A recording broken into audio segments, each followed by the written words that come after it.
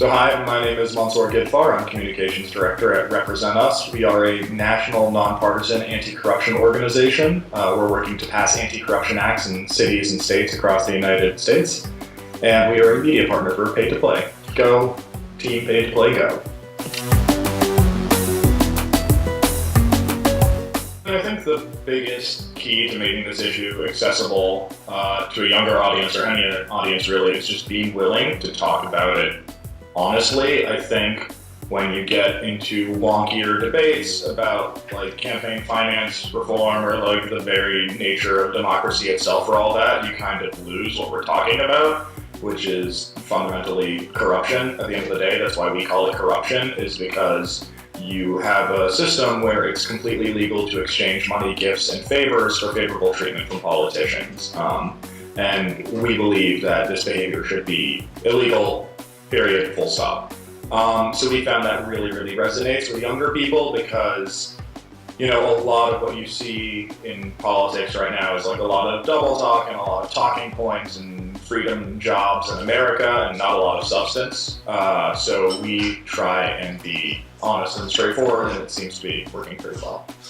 Well, I'd say our biggest success was on Election Day in 2014. Voters in Tallahassee, Florida approved the Tallahassee Anti-Corruption Act by a 2-to-1 margin. 67% of Tallahassee voters said yes to an ethics and anti-corruption code for city commissioners in yesterday's election. So that's the first municipal anti-corruption act in the United States, and we're going to be pursuing 12 more in 2015 and 16, and 2 states in 2016 as well, so that's very exciting for us. Then we also had a big media success with the Gil Fulbright campaign. Gil was a fake politician. We ran against Senator Mitch McConnell and Allison Lundergan Grimes in the state of Kentucky to draw some attention to the fact that it was the most expensive Senate race in the history of the United States. And that was also wildly successful. You know, Gil's videos blew up online. The most popular one was called Honest Political Ad. You can probably just type in Honest Political Ad and it'll be the first result. And it was really great because we got a lot of exposure for this issue in a kind of unconventional way, and we got, you know, money in politics and this conversation about corruption on CNN and the Today Show, and we even got it on, you know, Fox News, and we had a very positive segment on getting money out of politics air on Tucker Carlson's show, which is a bit of an anomaly, so that was very cool to see.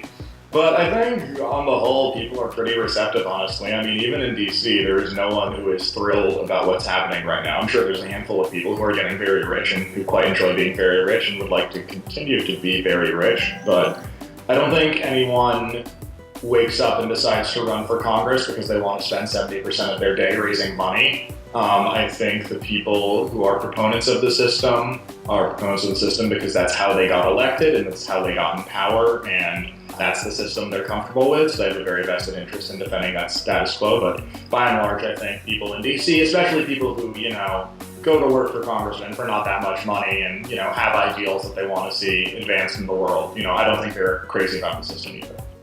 And the next big thing for us is going to be 12 municipal money in politics ballot initiatives in 2015 and 2016, and 2 statewide anti-corruption initiatives in 2016. We're still in the process of narrowing down our list of targets, and we're going to be announcing those soon. But if you'd like one of those in your neighborhood, you can actually go to our website, which is just www.represent.us, and you can, all you have to do is raise your hand and let us know that you'd like to see a local anti-corruption act in your city or town. And we're actually considering that as a factor where we decide where to go. You know, if there's a big wave of grassroots support in a community that we hadn't otherwise considered, you know, that would bump it way up our list of priorities. So you actually can, just with a click of a mouse, bring an anti-corruption act to your hometown if that's something you feel passionately about. And then I would also encourage people to go to volunteer.represent.us and, you know, get in touch with our organizing team if they're looking to get involved. We can always use more volunteers, and our focus is really going to be on winning at the ballot box and changing the law.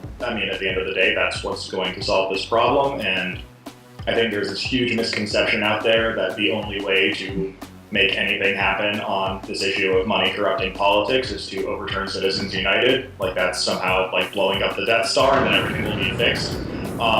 It's actually a really damaging misconception because it makes people feel like, oh, well, change is impossible because we're never going to amend the US Constitution.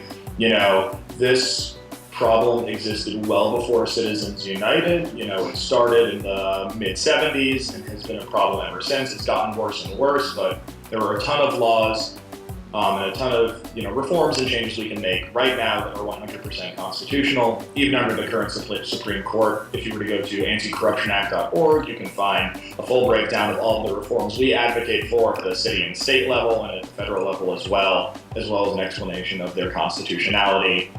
So yeah, we're not waiting around on the sidelines. There's a lot to be done, and